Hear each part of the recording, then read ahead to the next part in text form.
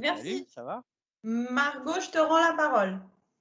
Oui, merci Adeline et merci Laurent pour cette intervention. Peggy, je ne vous vois pas. Je ne vous vois plus, moi. Ça y est. Ah, Bonjour Margot, bonjour bonjour Adeline, Peggy. Bonjour Peggy. bonjour à tous. Donc, on va terminer cette journée par une dernière intervention. Donc, je vais laisser bien sûr Peggy se présenter par rapport au format de cette dernière intervention. Pour finir sur quelque chose de dynamique, on va vraiment partir sur un format questions-réponses. Donc, n'hésitez pas, vous êtes en face d'une experte qui a 20 ans d'expérience dans la gestion de contrats, dans le contract management. Donc, n'hésitez pas à poser vos questions dans le chat et on y répondra au fur et à mesure. Et puis pour tout vous dire, on a préparé cette dernière intervention sans la préparer en fait. on fait du sans filaire. On est très bien préparés. On est extrêmement bien préparé. Non, en vrai de vrai, on sait de quoi, on sait les messages à faire passer. On va être toutes les trois sur le pont. Il va y avoir des questions, mais on a un format court et surtout, on souhaite avoir de la spontanéité. Peggy, elle est là parce qu'elle est experte. Pour moi, c'est une référence dans le domaine. Je pense qu'elle est inspirante pour des jeunes. Et voilà, donc dans un premier temps, effectivement, je vais te laisser parler de toi, comme l'a dit Margot. Et puis par la suite, on te posera des questions et on te taquinera. Oui, donc le but, c'est effectivement que vous nous posiez le plus de questions possible, puisque aujourd'hui, je viens en tant que représentante du contract management chez Engie. Donc Engie, c'est quand même une grande entreprise, 170 000 salariés, 20 milliards de chiffre d'affaires, présent dans le monde entier. Et aujourd'hui, la vocation, la stratégie d'Engie, c'est d'assurer la transition vers un monde zéro carbone. Donc, on est complètement dans le domaine de l'environnement. On travaille sur des projets d'hydrogène, d'éolien, de photovoltaïque, de réseaux de chaleur, de biomasse, de géothermie. Et tout ça est passionnant puisque ça mêle à la fois la technique, l'ingénierie, l'environnement, les achats et puis bien sûr le contract management puisqu'on est là pour en parler aujourd'hui. Donc aujourd'hui, moi je suis responsable contract management chez Engie, plus particulièrement chez Engie Solutions, qui est une partie du périmètre d'Engie, et je suis à la tête d'une équipe de contract managers. Nous travaillons sur des projets de conception, construction, exploitation, maintenance d'installations, donc dans le domaine du renouvelable. Et nous travaillons depuis la phase négociation des contrats jusqu'à l'exécution des contrats une fois signés, jusqu'à la clôture des obligations contractuelles, donc tout le cycle de vie contractuelle dont on a dû vous parler longuement dans la journée. Voilà. Merci Peggy. Et est-ce que tu pourrais détailler un peu plus pour le public quel est en fait le challenge que tu mènes au quotidien au sein de Engie Solutions? Alors, au sein de Engie Solutions, on est, nous, une entité axée sur des contrats franco-français et la culture contract management est déployée assez récemment, en fait, en France, de moins d'une dizaine d'années, contrairement aux pays anglo-saxons où c'est culturel et c'est ancré depuis des dizaines d'années chez eux. Donc aujourd'hui, les challenges au quotidien, moi, c'est vraiment de déployer des outils et des méthodes reliés au contrat qui puissent servir à toutes les fonctions support qui vont avoir à utiliser le contrat. Donc ça veut dire quoi? Ça veut dire le négocier comme il faut. Et là, on a nos commerciaux qui agissent dès le démarrage et nos acheteurs. Qui sont les parties prenantes qui interviennent en premier dans le cycle de vie du contrat. Donc, on les accompagne, nous, pour s'assurer que les termes négociés sont bien équilibrés, sont bien écrits, sont bien compréhensibles pour tous et qu'ils permettent à Engie aussi d'assurer un résultat et une marge comme attendu financièrement par le groupe. Donc, on va intervenir pour déployer des outils, de la méthode et s'assurer que les contrats sont négociés, écrits et signés conformément à ce qu'attend Engie de ses équipes projet. Je Et réagis, puis, oui, pour illustrer. oui. Parce que tu sais, on a parlé un peu plus tôt outils, mais outils de contract lifecycle management. Donc vraiment, j'ai envie de te dire les outils informatiques plus ou moins intégrés. Mais là, tu parles d'outils. Je suppose que tu ne parles pas que de cela. Quand tu dis on partage des outils, est-ce que tu pourrais illustrer pour les personnes présentes ce que tu mets derrière outils et méthodes? Alors, derrière outils et méthodes, il peut y avoir ce qu'on appelle les logiciels, hein, effectivement, qui peuvent être à la fois des logiciels qui peuvent servir pendant la phase avant-vente, donc en négo, hein, puisqu'on peut partir d'outils logiciels qui contiennent des templates de contrats, des modèles, hein, qui sont facilement utilisables par tout le monde. Et puis, une fois les contrats signés, dans ces outils logiciels, on peut aussi plugger les contrats signés, les signer électroniquement, les archiver et puis travailler un peu avec. Alors, chez nous, chez Engie, les outils informatiques type logiciel qu'on peut trouver sur le marché ne sont pas déployés. On a des outils assez standard, hein, qu'on utilise en interne, mais on n'est pas allé chercher de solutions externes sur le marché. Par contre, quand je dis outils, ça n'est pas seulement du logiciel. Des outils, ça peut être aussi des techniques de négo. Hein. Une négociation, rappelez qu'une négociation équilibrée, c'est une bonne négociation. Que quand on s'appelle Engie, on ne va pas aller négocier de la même façon avec des fournisseurs ou des sous-traitants qui sont plus petits en dimensionnement parce qu'on est une grande entreprise. Il faut toujours que le rapport soit équilibré. Donc ça, voilà, l'outil, ça peut être aussi une technique de négociation. L'outil, ça peut être mettre à disposition des gens des modèles de contrat pour pas qu'ils aient à tout réécrire à chaque fois. Des modèles de contrat qui soient à jour des dernières législations, des dernières réglementations et qui soient surtout équilibrés pour Engie et pour la contrepartie qui va signer le contrat avec lui. Et puis, des outils, ça peut être des outils dans l'exécution du contrat, une fois qu'il est signé aussi. Donc, on va aider à suivre les événements, hein, qui ont impacté l'exécution du contrat. Et là, ça va être du suivi basique par fichier Excel. Voilà, ça peut être aussi ça, un outil. Hein. Le but étant de connaître son contrat et de connaître la situation du projet qui fait que le contrat va évoluer. Donc voilà, c'est pas seulement du logiciel, voilà, ça peut être de la technique de négo, ça peut être de la technique de médiation aussi. Hein, on fait beaucoup de médiation pour que les gens se parlent et qu'on puisse rétablir les choses, enfin l'équilibre contractuel en rétablissant le dialogue contractuel. Donc ça peut être de la technique de médiation. C'est pas seulement de l'outil logiciel. Hein. Il faut se rappeler que l'humain est quand même très très important, surtout sur des projets qui brassent beaucoup de monde et beaucoup de techniques.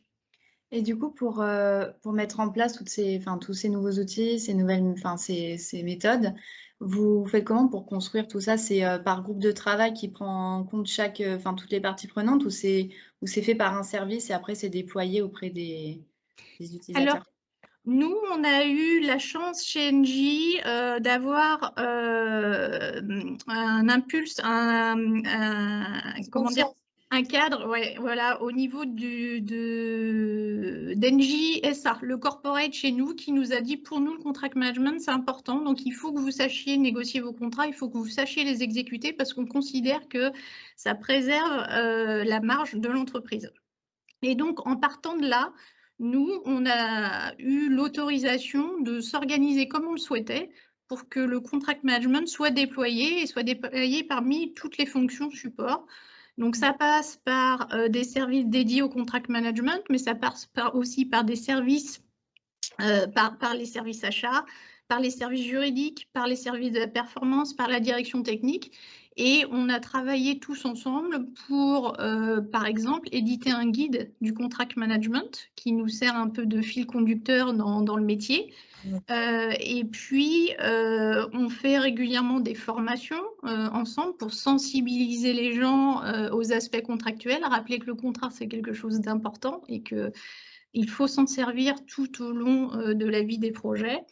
Et par exemple, encore récemment, on a fait une formation avec la direction des achats pendant 3 jours pour les sensibiliser voilà, aux techniques de négociation, à l'importance d'avoir des documents équilibrés, de savoir, une fois qu'on les a signés, ce qu'on a signé comme obligation et de les respecter, et puis de voir les techniques de règlement amiable des litiges, de traitement d'une réclamation, de traitement des avenants, etc. Donc voilà, c'est à la fois un support méthodologique qui vient du contract management, mais c'est l'ensemble des parties prenantes qui s'y met, parce qu'il n'y a pas un contract manager derrière chaque contrat. Chacun est responsable du contract management. Justement, en fait, en cela, et je sais que tu n'étais pas là toute la journée, mais là tu reprends, tu fais une forme de synthèse de tout ce qu'on a dit et c'est très bien. Et ça me permet de reboucler avec une question. Tu as dit aussi plutôt que le cœur du sujet, c'est l'humain, ne l'oublions pas, et c'est tout à fait ça. On nous pose la question, et c'est logique, il y a beaucoup de parties prenantes. Et la question, c'est comment j'arrive au quotidien le périmètre d'intervention des interlocuteurs sur un même projet. Le chef de projet, le contract manager, les gens de la technique, les opérationnels, les acheteurs. Peut-être que, mais là, peut-être que dans les fameux outils que vous mettez à disposition, c'est aussi des RACI qui permettent de savoir qui fait quoi. Enfin, cette fameuse méthode que d'ailleurs on impose à tous nos étudiants au passage. Vous voyez ? Très bien, très bien, bravo. C'est vrai, c'est vrai. Une petite pub pour nous, mais je te laisse la main parce que c'est une question extrêmement importante finalement. Alors effectivement, la méthode RACI, on l'utilise aussi, puisqu'évidemment, on ne peut pas non plus être derrière tout le monde, donc il faut que chacun soit sensibilisé, chacun soit responsabilisé à faire cette action de contract management, donc de suivi de ces contrats. Et aujourd'hui, sur chaque projet, un projet chez nous, c'est entre 1 an et 20 ans. Hein, on construit entre 1 an et demi et 4-5 ans et on exploite après les installations qu'on a construites pendant 10, 15, 20 ans. Donc évidemment, on ne peut pas être derrière tout le monde et surtout pas sur des longues durées comme ça. Donc aujourd'hui, effectivement, on va, quand un projet se met en place, éditer un project management plan pour dire qu'est-ce qu'on fait. Et on va éditer dans ce project management plan, donc plan de management de projet, la méthode de gestion du contrat, donc qui fait quoi avec le contrat, et on va annexer à tous ces documents qui organisent la vie du projet une grille RACI pour dire qui fait quoi, y compris sur la partie contrat. Et donc, on va se répartir entre le chef de projet qui va prendre peut-être la relation avec le client, l'acheteur qui va peut-être prendre plus spécialement la relation avec les sous-traitants et les fournisseurs, le contract manager qui va prendre plus facilement, lui, la sensibilisation à l'analyse contractuelle, la mise en place des outils et méthodes, le traitement des réclamations, par exemple, etc., etc. Et donc, on va tous se répartir les tâches. Et c'est variable en fonction des projets et en fonction de la sensibilité de chacun, parce qu'on va aussi regarder dans l'équipe projet qui a la fibre contrat, parce qu'il faut aussi aimer ça, hein, c'est un petit peu un métier de passion. Hein. Alors, ça ne passionne pas tout le monde, le contrat, mais quand on est dedans, on aime bien. J'ai commencé la journée en disant ça. Donc, effectivement, il faut quand même avoir envie d'y mettre le nez, de mettre le nez dedans, effectivement. Oui, ouais. Et en fonction des appétences de chacun, soit des compétences acquises voilà, par un parcours universitaire ou de l'intérêt que la personne porte au contrat, et on va lui donner telle ou telle casquette, telle ou telle responsabilité pour gérer les événements du contrat, gérer les négos, les réclamations, les événements qui impactent le planning, le budget, les prestations à réaliser. Et donc, oui, on va se servir de la méthode RACI pour clarifier tout ça, parce qu'il est important, une chose est importante, c'est que les gens sachent ce qu'ils doivent faire. Parce que quand une personne ne sait pas qu'elle est en charge de la partie de contrat et que ce n'est pas naturellement quelque chose qui lui importe, elle n'ira pas le faire. Par contre, si on lui a dit, elle doit le faire. Donc, c'est quelque chose qu'on essaye d'organiser, effectivement. Tout à fait. On a derrière l'écran, on a une bonne partie de on a pas mal de monde, on a une bonne partie de nos auditeurs, nos spectateurs qui sont là aussi pour découvrir le métier, la fonction. Et on a un vrai sujet qui revient tout le temps. Et nous, on peut l'oublier un peu, Peggy, parce que nous ne sommes pas en passe d'arriver sur le marché du travail. Et non, malheureusement, on y est depuis un petit moment, mais on a des profils juniors qui sont des profils bien câblés, bien robustes en management de projet, en management de la relation client, en management de la relation fournisseur, qui s'intéressent au métier et qui me disent tous: oui, mais madame, on est junior et on voit qu'il faut de l'expérience partout. Il y a écrit le contract management, il faut de l'expérience. Alors, la question que je te poserai est la suivante, de ton expérience à toi, Est-ce que tu penses aujourd'hui qu'il y a j'ai mon avis bien sûr, mais est-ce que tu penses qu'il y a une place pour les juniors sur le marché du contract management et laquelle? Alors oui, 10 000 fois oui, 100 000 fois oui. Hein, vive les juniors, hein, c'est quand même avec eux qu'on retrouve, nous, le dynamisme de notre fonction. Alors, un conseil à titre personnel qui n'a rien à voir avec mon parcours de contract manager, même si vous voyez 5 ans d'expérience sur une annonce, postulée. Tant que vous êtes motivé et que vous démontrez vos capacités, vous serez embauché. Voilà, il ne faut pas que ça vous rebute. On a tous commencé junior. On a tous répondu à des annonces en étant junior qui demandaient 3, 4, 5 années d'expérience et je vous assure qu'un profil motivé, dynamique fait toute la différence. Voilà. Donc ça c'est un conseil perso, rien à voir avec le contract management, mais voilà. Mais c'est vrai, je te rejoins à 100% Ouais. et voilà, je partage. Voilà. Après, pardon. Oui. Non, j'allais dire, ça fait écho à un autre webinaire qu'on a eu nous tous, étudiants, il n'y a pas longtemps, justement sur qu'est-ce que recherchent les recruteurs aujourd'hui. Donc, on a beaucoup parlé des soft skills. Et du coup, j'allais vous demander, donc demain, si en tant que junior, imaginons, je postule à un poste de contract manager, donc je suis prise en entretien. Qu'est-ce qui va faire la différence là, par exemple, en tant que junior, avec aucune expérience, qu'est-ce qui fait la différence pour vous? Donc, le début de la question, c'était l'employabilité des juniors. Donc oui, allez-y, postulez. Aujourd'hui, le métier de contract manager a le vent en poupe. Ça veut dire quoi? Ça veut dire qu'il y a plein d'annonces et ça veut dire qu'on ne trouve plus de candidats parce que tous ceux qui devaient être employés sont employés. Voilà, il faut le dire simplement. Donc, il y a des possibilités, il y a des opportunités. Donc, allez-y, surtout, n'hésitez pas. Ensuite, qu'est-ce qui fait qu'on irait chercher ou qu'on irait recruter peut-être un junior par rapport à quelqu'un qui a 2, 3 ans d'expérience? Eh bien, voilà, enfin, Margot, tu l'as dit tout à l'heure, hein, les soft skills, le dynamisme, une aisance à l'oral comme à l'écrit. L'envie, démontrer l'envie. Alors, vous n'êtes pas obligé de dire que vous êtes passionné par les contrats et que vous lisez ça toutes les nuits avant de vous endormir, hein, mais voilà, montrer que vous avez envie, que l'entreprise vous intéresse, bien sûr, hein, avant tout, que le métier vous intéresse et puis soyez force de proposition. Nous, ce qu'on aime chez les plus juniors aussi, c'est les nouvelles idées, hein, celles qu'on n'a pas parce que nous, voilà, on a étudié il y a quelques dizaines d'années maintenant et donc vous avez des parcours différents des nôtres, donc vous pouvez beaucoup nous apporter. Donc la partie soft skills, oui, savoir-être est très, très, très, très importante. Je dirais presque 50% avec le savoir-faire, hein, voire peut-être même plus maintenant. Donc, très, très important pour nous. Alors après, pour le positionnement d'un junior, je dirais l'idéal pour vous, si vous avez le choix, parce que vous pourriez aussi avoir le choix, c'est d'essayer d'arriver dans une équipe où il y a des plus seniors, des confirmés, et d'avoir comme une espèce de tutorat, hein, implicite ou explicite, hein, puisqu'il peut y avoir des binômes mis en place tout de suite dans une équipe, et d'avoir quelqu'un d'un peu plus expérimenté qui va vous guider et vous apprendre et vous transférer ses compétences pour ce premier poste. Ça, c'est important aussi. C'est l'idéal. Après, il ne faut pas être buté non plus par une création de poste ou une création d'un service contract management où il y a tout à faire, parce que l'avantage d'arriver en tant que junior, s'il y a tout à faire, c'est que ça ne peut être que mieux. Donc, vous aurez forcément de la valeur ajoutée dans l'entreprise. Donc, voilà. Oui, puis on en a parlé aussi ce matin avec la FCM, c'est qu'aujourd'hui, il y a quand même des outils, des formations qui existent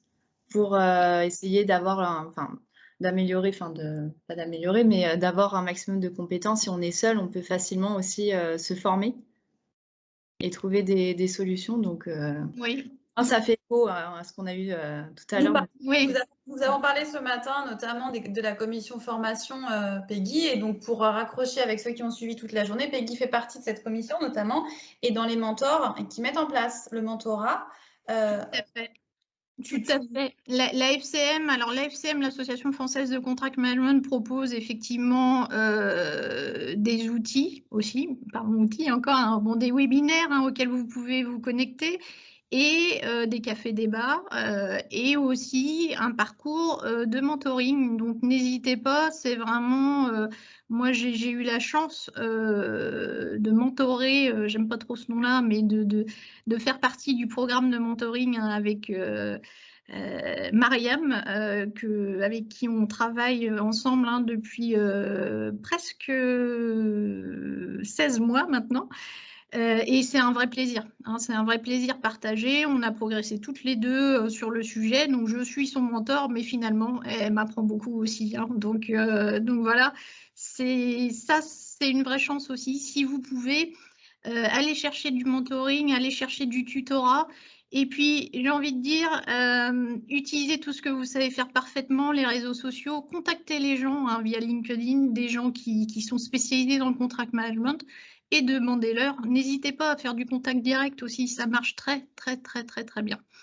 Ça permet d'avoir des conseils pour des futurs entretiens et puis ça permet peut-être d'établir une relation de mentoring aussi. Mais vous l'avez via le cadre de la FCM qui vous organise ça très bien également. J'ai une question, Peggy. Là, pour le coup, j'ai pas la réponse. Tu sais, dans certains métiers, il y a des saisonnalités de recrutement. Alors après, on est dans des années tellement bizarres et particulières que tout est bousculé. Nous avons derrière l'écran une bonne partie des personnes qui sont encore là, qui vont arriver sur le marché du travail en septembre, fin août, début septembre.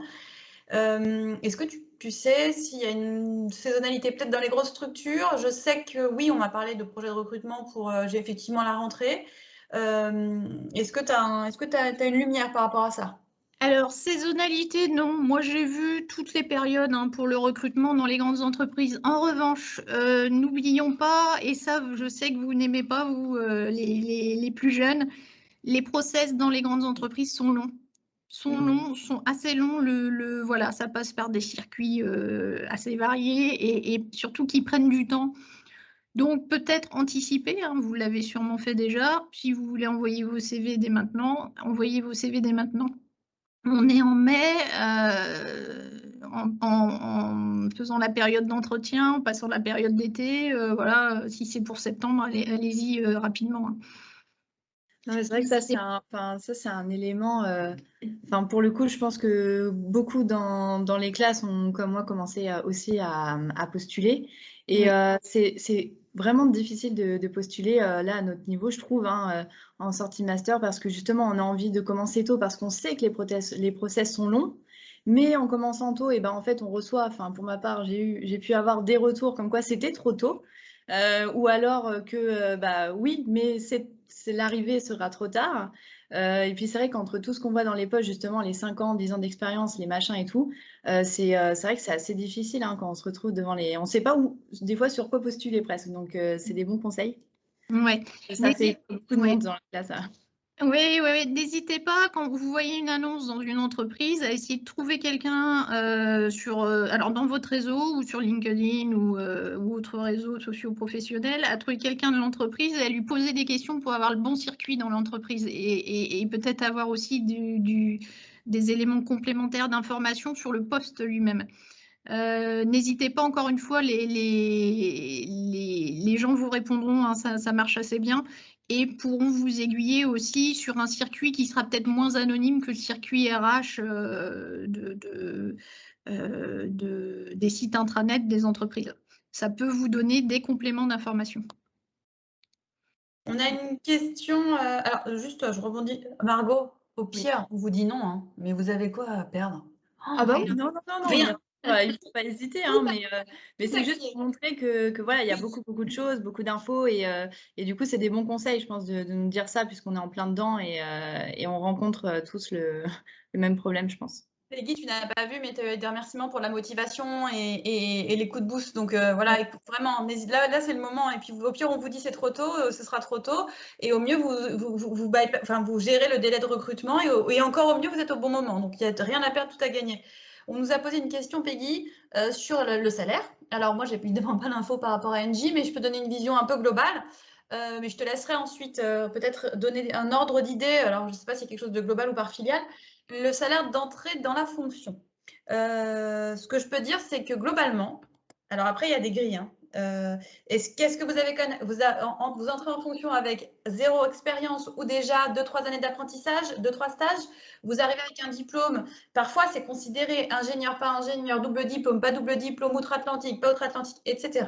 Toutefois, grosso modo, on peut dire qu'on a quand même, sur une moyenne de sortie de Master 2 comme vous, IAE et compagnie, en recrutement, en project management, on est sur du, allez, 35, 37, 38 cas sur le marché à l'heure actuelle quand on est bien recruté. Je dirais que en contract management, on peut appliquer d'ores et déjà 5 cas de plus. On est quand même sur des recrutements un peu supérieurs.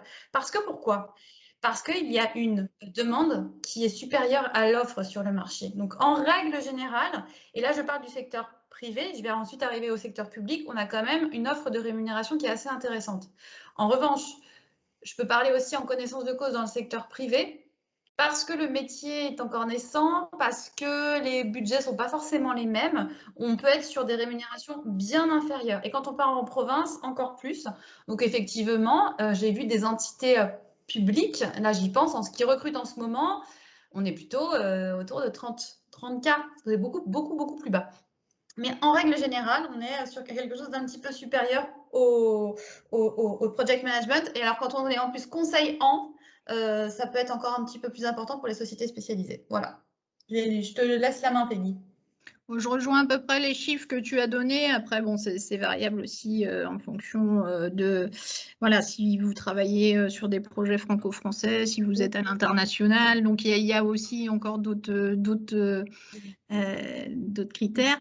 Au-delà du salaire, alors, il y a aussi des analyses qui existent sur les salaires, y compris pour le contract management, donc je pourrais vous les faire passer.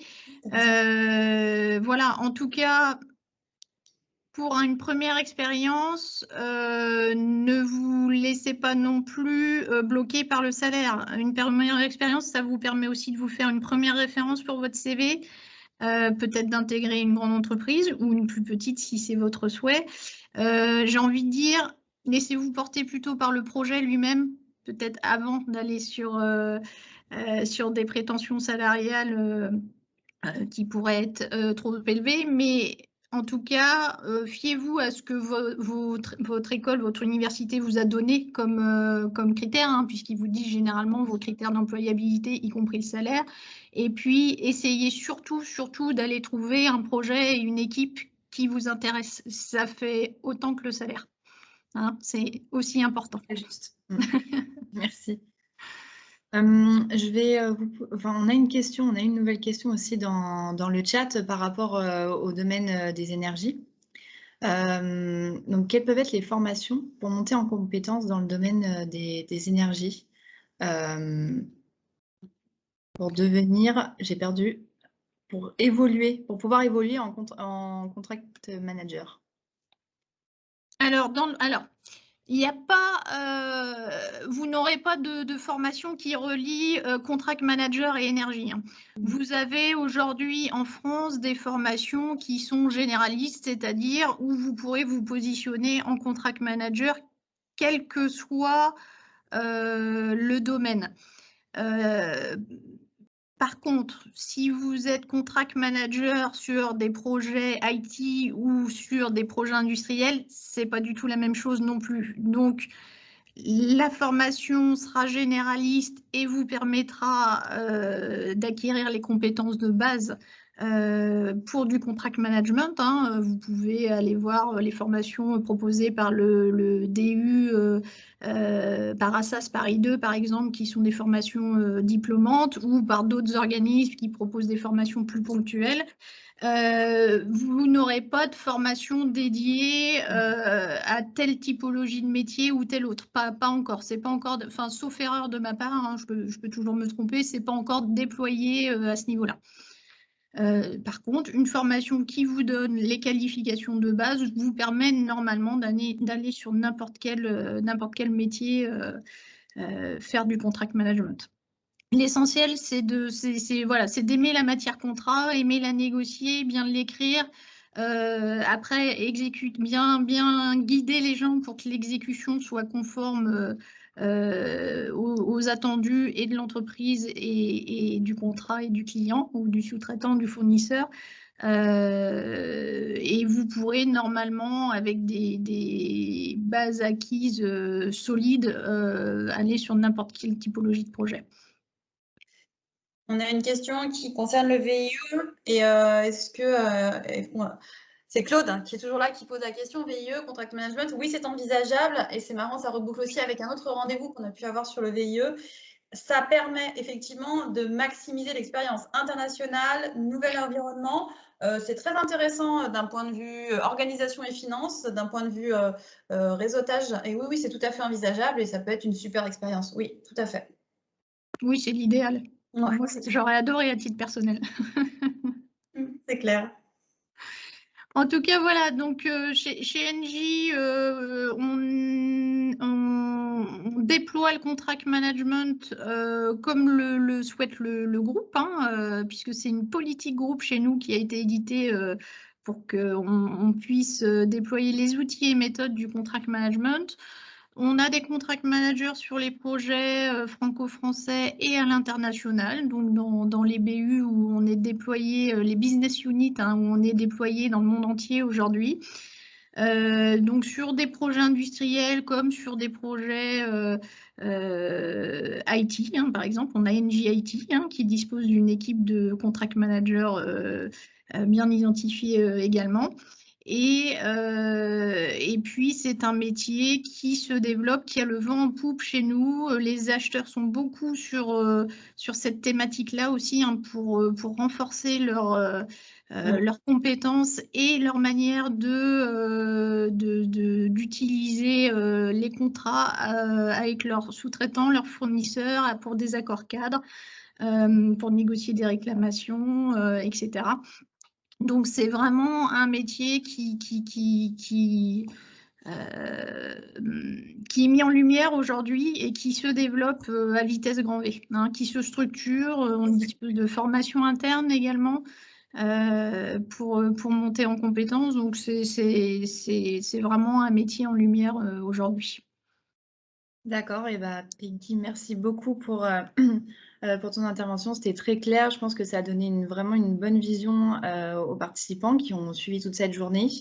Et ça a permis vraiment de conclure vraiment la journée par rapport au fil rouge qu'on a donné, qui était donc le contract management, un facilitateur de projet pour toutes les parties prenantes de l'entreprise, dont les achats et la relation client.